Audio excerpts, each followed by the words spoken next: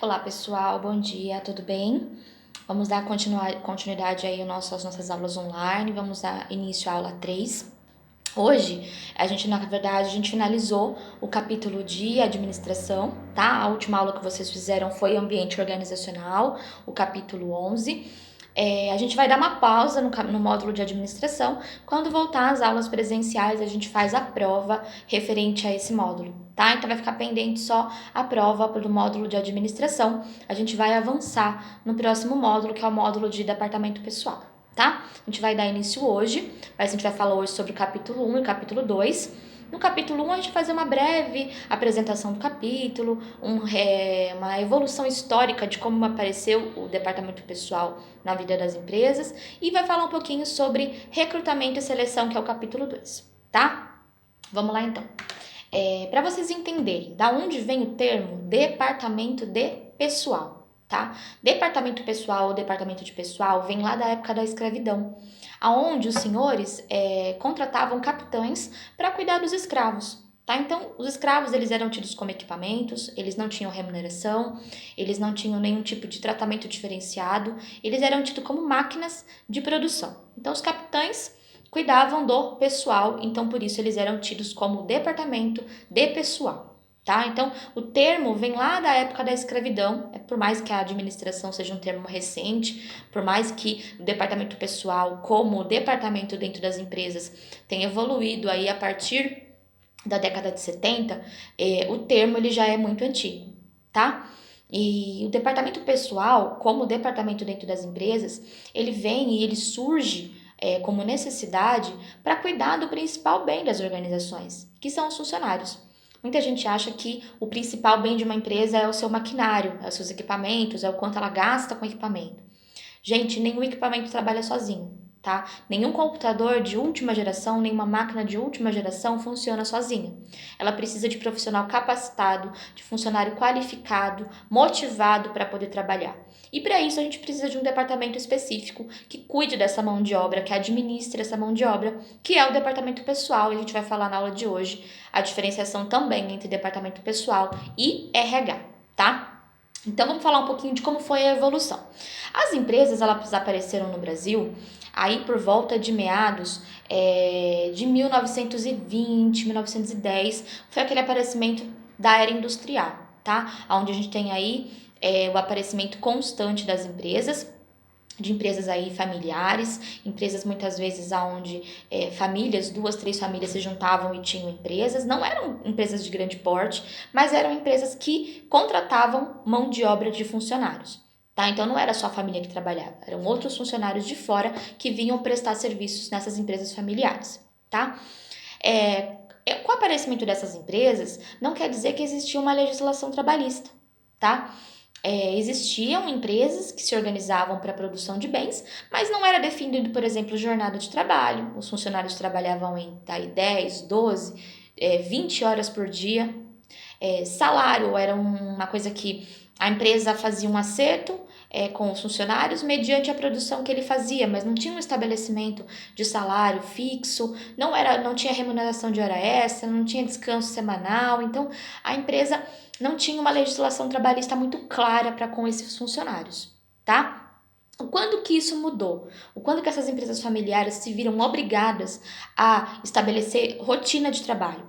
Foi lá em 1930, quando Getúlio Vargas tomou o poder, tá? Na nossa primeira revolução, aí na nossa primeira era Vargas, ele estabeleceu alguns critérios e foi muito impactante para as empresas, tá? Por isso que Getúlio Vargas não era bem visto pelos empresários, porque ele veio trazer complicação para esses empresários, veio trazer problemas para esses empresários, favorecendo, em contrapartida, os trabalhadores. Tá? Então, 1930 foi a era que marcou para a legislação trabalhista. Ele acabou trazendo muitas melhorias, tá, para o funcionário.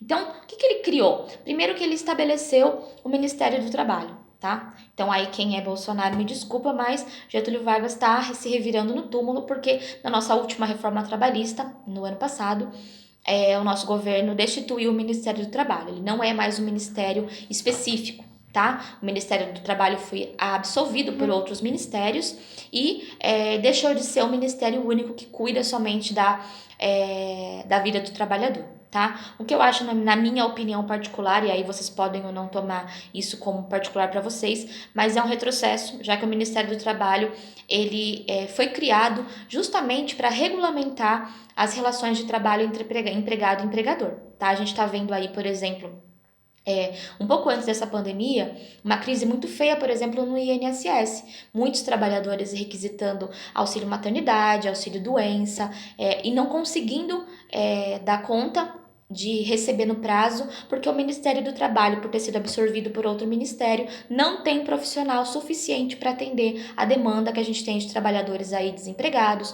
trabalhadores que vão solicitar auxílios. Tá? Então, o INSS é uma autarquia do Ministério do Trabalho, automaticamente, com a retirada do Ministério do Trabalho, perdeu-se muitos profissionais foram aposentados. Tá? Então, tá aí uma coisa que talvez não se previsse, mas a gente tem funcionários que saíram de licença maternidade, a criança já fez 1 ano e a mulher não recebeu auxílio maternidade, por exemplo. Tá? Então, para quem concordou na época, tá aí o respingo que aconteceu da destituição do Ministério do Trabalho. Minha opinião, aceitem ou não como critério para vocês, tá?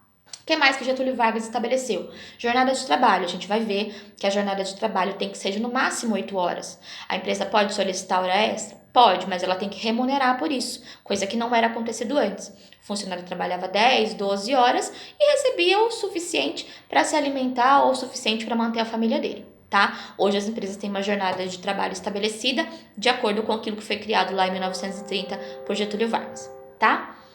Ele instituiu a carteira profissional da Previdência Social, que é aquela azulzinha que a gente tem, tá?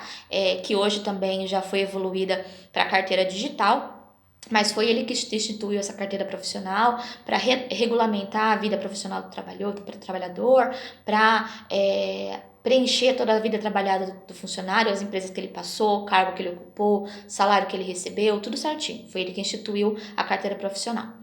E ele também criou regras de proteção ao trabalho do menor e da mulher, tá?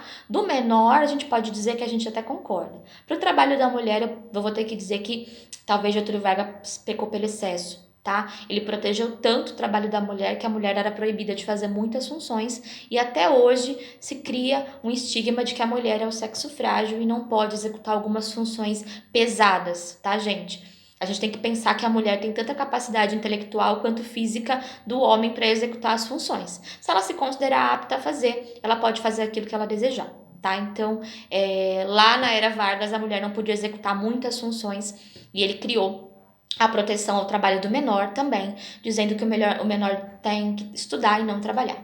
Tá? E aí a gente tem evolução depois, posteriormente, com a lei do menor aprendiz, que concede o trabalho desde que o menor esteja estudando, tá? Então, essa foi a primeira revolução trabalhista que aconteceu lá em 1930. Já foi um diferencial muito grande para a época e um impacto muito grande para as grandes empresas e para as pequenas empresas também, tá? Em 1943, houve a segunda revolução na legislação trabalhista, porque foi estabelecida a CLT. Vocês sabem dizer o porquê que amanhã, dia 1º de maio, é comemorado o Dia do Trabalho?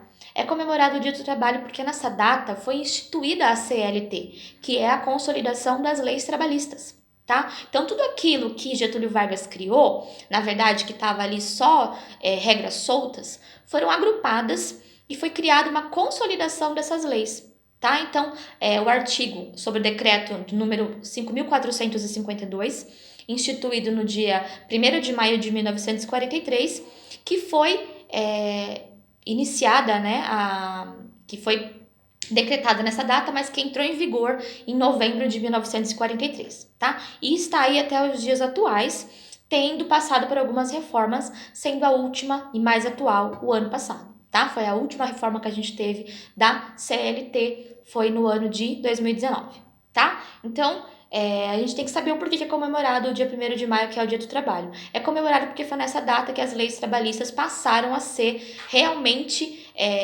ter poder de lei, ter poder de força, de sanção dentro das organizações, tá? Até 1943 elas existiam, as empresas cumpriam ou não. A partir de 1953 passou a ser decreto, quem não cumprir passa a pagar multa se descumprir alguma lei da CLT, tá? Todas as empresas ou trabalhadores que contratem funcionários têm que seguir a CLT, tá?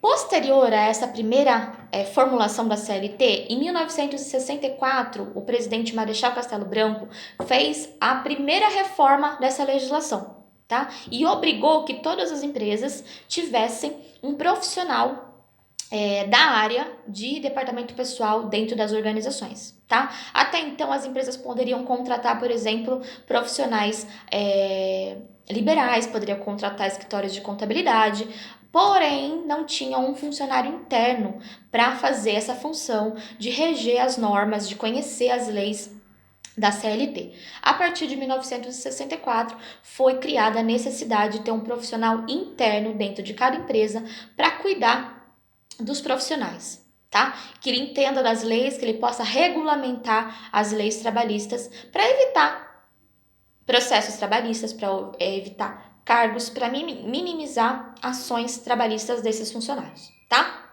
Então surge aí a necessidade do profissional de departamento pessoal, tá? E a gente vai ver que existe a diferenciação entre profissional de departamento pessoal e profissional de RH. Agora já falando nos dias mais atuais, tá, gente? Lá em 1964, foi instituído o profissional de departamento pessoal, aquele que vai cuidar da vida burocrática do funcionário. O que seria a vida burocrática dele? Fazer fechamento de folha, conferir os dias trabalhados, receber atestado médico desse funcionário, abonar falta, lançar falta, fazer cálculo de rescisão, pagamento de benefício, como vale alimentação, vale transporte, verificação de férias, agendamento de férias. Então, tudo que envolve a parte burocrática de contratação e demissão do funcionário está feito pelo o profissional de departamento pessoal. Mais recentemente, e aí é recente mesmo, tem aí de uns 20 anos para cá, percebeu-se que há uma diferenciação entre quem cuida da parte burocrática e quem cuida da parte motivacional. Então, muitas empresas hoje já têm lá no seu quadro de funcionários quem integra a equipe do departamento pessoal e quem integra a equipe do recursos humanos ou RH, tá? Que seria a equipe que vai cuidar do outro lado do funcionário, do lado de fazer processo seletivo, de verificar qual o melhor perfil para a vaga. A gente vai ver no próximo módulo sobre recrutamento e seleção. Então, o RH é que faz a verificação de qual é a melhor vaga, de qual é o melhor perfil para a vaga. Vai, por exemplo, oferecer processos de integração entre o funcionário e a empresa, vai oferecer capacitação, treinamento, buscar parcerias com faculdade para esse funcionário poder se qualificar, buscar parcerias com academia para que esse funcionário possa ter qualidade de vida, vai promover a integração entre a família do colaborador e a empresa, trazendo, por exemplo, criando o dia da família na empresa, criando festas de confraternização. Então, o RH ele cuida mais do lado motivacional e o departamento pessoal da parte burocrática. São departamentos distintos, os dois se unindo para cuidar do bem maior da empresa, que é o funcionário, como a gente já falou, tá? Então, essa é a evolução histórica, desde quando a gente fala do departamento pessoal, lá do momento da escravidão, até os dias atuais, onde eles já identificaram essa diferenciação entre quem cuida da parte burocrática e da parte motivacional, do lado psicológico do funcionário, tá? Então, finalizamos aqui a evolução histórica. Agora a gente vai falar um pouquinho sobre o capítulo 2, que vai falar sobre recrutamento e seleção. Então, recrutamento e seleção seria a forma que a empresa encontrou, por exemplo, de minimizar problemas futuros. Tá? Toda vez que a empresa vai identificar quem é o melhor colaborador para trabalhar na empresa dela, ela vai fazer dois processos. Primeiro, selecionando, depois recrutando esses colaboradores. Tá? Então, primeiro, a gente tem que saber que o recrutamento e seleção é feito pelo RH, tá? Que é a equipe que entende mais o lado motivacional, mais o lado psicológico. Geralmente é composto por psicólogos, tá? Enquanto o departamento pessoal é composto por administradores que se formaram na área de departamento pessoal, o RH é geralmente composto por psicólogos, porque ele vai entender mesmo o lado psicológico humano, tá? Então, o RH vai fazer esse processo de recrutamento e seleção para tornar mais fácil o gerenciamento do corpo de recursos humanos da empresa. Tá? Por que vai tornar mais fácil? Porque toda vez que o RH entra em ação, fazendo um processo seletivo bem feito, recrutando bem os funcionários, ele minimiza problemas futuros, porque esse funcionário realmente é o profissional qualificado que a empresa espera, ele está de acordo com o perfil da vaga que foi desenhada, tá? Então ele minimiza, por exemplo, estresse desse funcionário sair desmotivado da empresa ou uma alta rotatividade de funcionários, tá? Então a empresa toda vez que recruta e seleciona bem, ela também minimiza problemas para a gerência, para a diretoria, para a presidência, mantendo um RH, um corpo de funcionários adequado à equipe de trabalho, tá? De acordo com o que a empresa espera. Então, primeiro processo que a gente vai falar, que é o processo de seleção.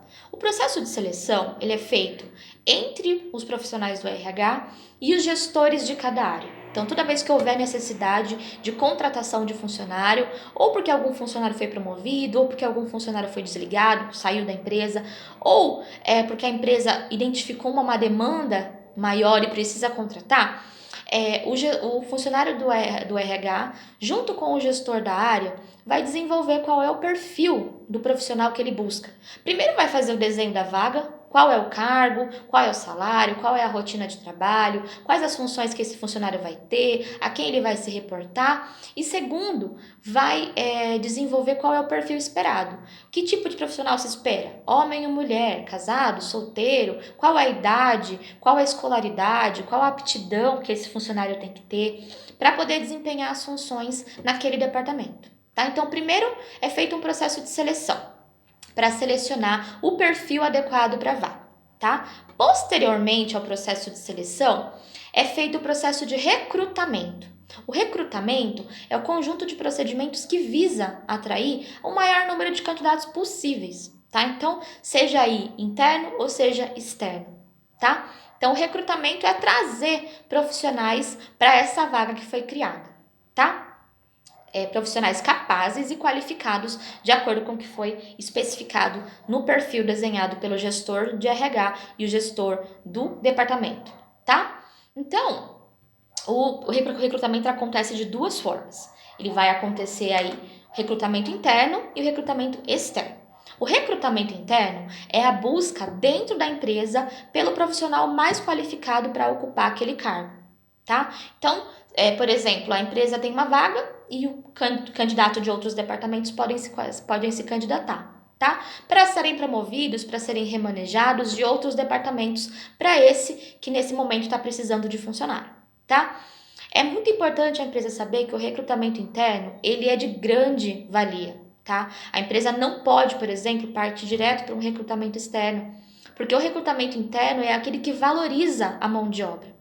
Como que vocês se sentiriam se a empresa onde você trabalha há mais de 10 anos, aonde você todos os dias se compromete a fazer as funções direito, aonde você estudou, se qualificou e está esperando uma oportunidade de ter crescimento dentro da sua empresa para melhorar de salário, para melhorar de cargo, desse oportunidade primeiro para candidatos de fora que não tem conhecimento nenhum sobre a empresa, do que para você que está ali há 10 anos trabalhando na mesma empresa. Tá? Então, é muito importante a empresa saber que primeiro ela tem que validar a mão de obra que ela tem interna.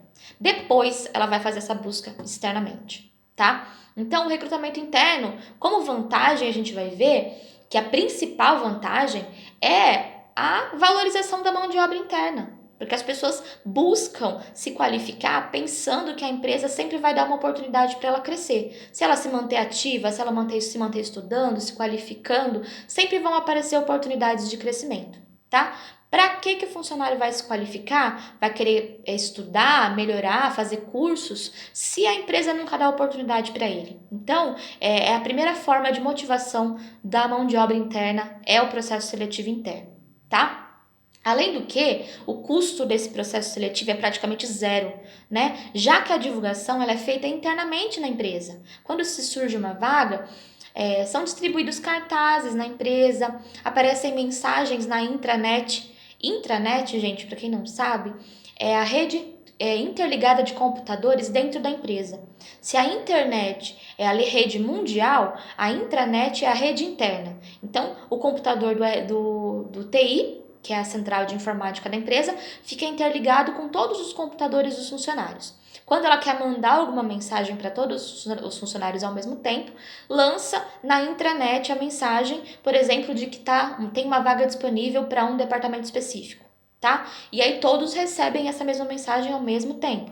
Então, o custo de divulgação dessa vaga é zero, né? Porque é feita no âmbito interno da empresa. Então, o custo é zero, o tempo de processo seletivo é muito menor, porque a empresa já conhece esse funcionário, é um funcionário que tem referência, ele já trabalha na empresa, já conhece os métodos, já conhece os procedimentos, então não é uma mão de obra que vem de fora, que não tem conhecimento, tá? Então, acaba que é mais fácil da empresa absorver essa mão de obra do que fazer um processo seletivo externo, onde não conhece o funcionário, onde tem que fazer muitas etapas de processo seletivo. Tá? Então o custo é zero, o tempo de processo seletivo é muito menor para quando precisa de vagas com urgência. Que mais? O tempo de adaptação do profissional também é menor, porque ele já conhece todo mundo, conhece a equipe de trabalho. No muito, ele vai ter que conhecer uma rotina de trabalho diferenciada, mas o tempo de adaptação também é menor do que esse profissional vir de fora e ter que começar do zero nessa empresa, tá? Que mais? Acho que é isso, de vantagens, tá? Agora tem desvantagens também. O processo seletivo interno, a partir do momento que ele é feito, ele também pode desmotivar os trabalhadores que não passarem no processo seletivo, tá? Porque esses profissionais que não estiverem tão qualificados vão ser descartados no processo seletivo e podem se sentir desmotivados, falar, nossa, não passei, né? Mas a gente tem que pensar assim, não passei nesse processo seletivo, a empresa pode me dar a oportunidade lá na frente para fazer outro, tá? Então a desmotivação é momentânea. O excesso de competitividade, então colegas de trabalho acabam virando competidores dentro de um mesmo processo seletivo, e quem não entende muito sobre competição acaba às vezes criando um clima chato dentro do ambiente de trabalho, então pode causar um excesso de competitividade. E acho que talvez a principal desvantagem é a não adaptação do profissional no novo cargo. Tá? Por exemplo, eu trabalho no financeiro, apareceu uma oportunidade em compras, eu vou me candidatar, passei no processo seletivo, mas não me adaptei à nova rotina de trabalho. Não posso voltar para trás, porque no financeiro provavelmente já colocaram um outro profissional, e eu não posso solicitar o retorno, porque muitas vezes isso implica, por exemplo, numa baixa salarial. Tá? Porque sempre evolução de cargo gera aumento de salário. Então eu não posso voltar para um salário menor, eu só posso ser promovido. Então, se eu sou promovido e eu não me adapto, a opção é eu sair da empresa porque não me adaptei ao novo cargo, ou permanecer trabalhando não me adaptando mesmo. Tá? Então, pode acontecer o trabalhador se candidatar a uma vaga e achar que é uma coisa e depois na prática descobrir que é outra. Tá? Então, talvez é a principal desvantagem aí do processo seletivo interno. A falta, talvez, de enxergar lá na frente desse profissional e ver a rotina nova que ele vai ter, tá? Então, são mais favores, são mais vantagens do que desvantagens no processo seletivo interno. Em contrapartida, diferente do processo seletivo interno, do recrutamento interno, o recrutamento externo é a busca pelo profissional no mercado de trabalho. Então, a empresa já fez recrutamento interno, não achou ninguém qualificado, aí ele busca para fazer a verificação do profissional mais adequado no mercado de trabalho. Através de sites como a Cato, vagas.com, o PAT, através de agências, através de parcerias com universidades, através de parceria com o CIE, que é o Centro Integrado Escola Empresa, tá? Através de headhunters, que são os caçadores de talentos, que vão aí em busca de profissionais qualificados em rede social, no LinkedIn, no Facebook, e trazem boas mãos de obras para as empresas, tá? Então, recrutamento externo é a busca pelo profissional no mercado de trabalho, fora da empresa. Como que é feito esse recrutamento externo? Tá? Aí passa por processo seletivo normal, tem divulgação da vaga, a gente vai ver as etapas daqui a pouco. Mas a gente tem que saber que tem vantagens e tem desvantagens, assim como o processo seletivo interno. Então, a principal vantagem do recrutamento externo é de que vai trazer uma mão de obra totalmente nova, novas ideias, um novo perfil, novas características. Quando a empresa não quer um profissional interno, porque ela já não quer um profissional com vício, ela busca um profissional do mercado de trabalho para renovar o RH, trazer novas ideias, trazer novas perspectivas. Quando o profissional vem de fora, ele vem com uma cabeça mais aberta, com ideias novas para agregar. Tá? Então, a principal vantagem é essa renovação do RH da empresa, das ideias da empresa. Tá? E a desvantagem é que o processo é mais longo, porque vai ter que passar por todas as etapas para fazer o filtro do melhor colaborador para preenchimento da vaga. O processo é mais caro, porque toda vez que você faz um processo externo, o valor que você paga no primeiro mês de trabalho para o funcionário, você também paga para o meio que você conseguiu para a contratação. Então, por exemplo, se foi através de um site, o site vai receber o valor do salário do colaborador e o colaborador também recebe pelo primeiro mês, então a empresa paga dobrado. Se é feito por agência, a mesma coisa. O headhunter, a mesma coisa. Então, o primeiro mês desse trabalhador vai ser pago dobrado. Um salário para quem recrutou, por quem trouxe esse profissional para a empresa, e o salário propriamente dito do funcionário. Tá? A empresa arca 2 vezes. Maior tempo de adaptação, então como esse colaborador veio de fora, ele não conhece a empresa, não conhece o ritmo, não conhece as regras, ele vai se adaptar num processo mais demorado. Enquanto o processo interno, o colaborador demora aí de 20 a 30 dias para se adaptar ao novo departamento, num processo seletivo externo ele pode demorar de 3 a 6 meses para se tornar ambientalizado, para estar totalmente familiarizado com os procedimentos da empresa. Tá? Então é um processo que demora mais a adaptação. Então, é muito melhor a empresa primeiro investir num processo seletivo interno e depois realizar um processo seletivo externo, tá? Vão ter vezes que a empresa não tem profissional qualificado e ela vai ter que partir mesmo para o processo seletivo externo, não tem o que fazer, tá? Mas o ideal é que ela primeiro valorize o profissional que ela tem interno para depois ela disponibilizar uma vaga externa, tá? Então, essas são as diferenciações entre recrutamento interno e recrutamento externo, tá? E é isso. Agora vamos falar um pouquinho sobre as etapas do recrutamento e seleção. É importante a gente saber que essas etapas elas não vão acontecer todas, tá? Se houver um processo seletivo interno, somente algumas. Para processo seletivo ou recrutamento externo, em via de regra vão acontecer todas essas etapas. Então, primeiro, lá no processo de seleção é feito o desenho do perfil da vaga entre o gestor e o RH. Depois é feito o anúncio da vaga, que pode ser dentro da empresa ou então através de sites, agências. Depois é feita a análise do currículo, vai ser verificado qual é o currículo melhor, o profissional que tem mais a ver com a vaga que foi desenhada. Depois é feito as entrevistas presenciais, onde esses profissionais vão até a empresa para mostrar um pouquinho sobre o currículo, o que fizeram, falar um pouquinho sobre a vida pessoal e profissional, para ver quem mais se encaixa à missão, a visão e aos valores da empresa. São feitos testes, tá? Nem sempre são feitos todos os tipos de teste, mas os principais, como teste de conhecimento geral, teste psicológico, muitas empresas ainda investem, tá? Para saber um pouquinho mais sobre o perfil psicológico desse funcionário, se ele realmente tem conhecimento específico para lidar com aquilo que a empresa vai pedir, como sistema integrado, planilhas de Excel, geralmente tem testes de conhecimentos gerais aí para matemática, português, tá? Dinâmicas em grupo, muitas empresas investem em dinâmica em grupo quando quer contratar grandes quantidades de funcionários ou quando querem verificar poder de liderança, a gente já viu sobre isso. E a dinâmica de grupo, ela é muito válida para esses cargos, onde tem liderança, porque você consegue identificar, através da dinâmica, um líder que se sobressaia sobre os demais, tá? E a gente tem que saber, nem todas as etapas vão acontecer para recrutamento interno e externo. No recrutamento interno, muitas vezes é só feito anúncio, análise de currículo e entrevista. Para o recrutamento externo é que segue todas essas etapas, por isso o processo seletivo acaba sendo mais longo, como eu já disse, tá? E é isso, pessoal, a gente finalizou o nosso capítulo 1 e o nosso capítulo 2.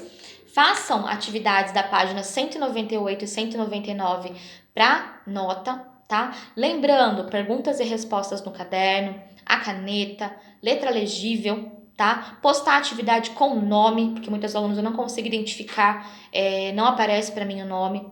Postar no dia 17 de abril, das 8 às 17, tá? Lembrando, não posta atividade antes, eu não tô recebendo, não tô avaliando, porque para concentrar todos os recebimentos no único dia, correção no único dia, para eu não me perder na correção. São mais de 100 alunos me mandando atividade, então fica totalmente inviável eu receber isso picado, tá? Então, concentrem, façam a atividade certinho no caderno e postem na data correta, tá? Prestem atenção às informações que eu passo para vocês no vídeo, tá? Sigam elas para poder me ajudar, tá bom? E é isso, pessoal. Até a próxima aula.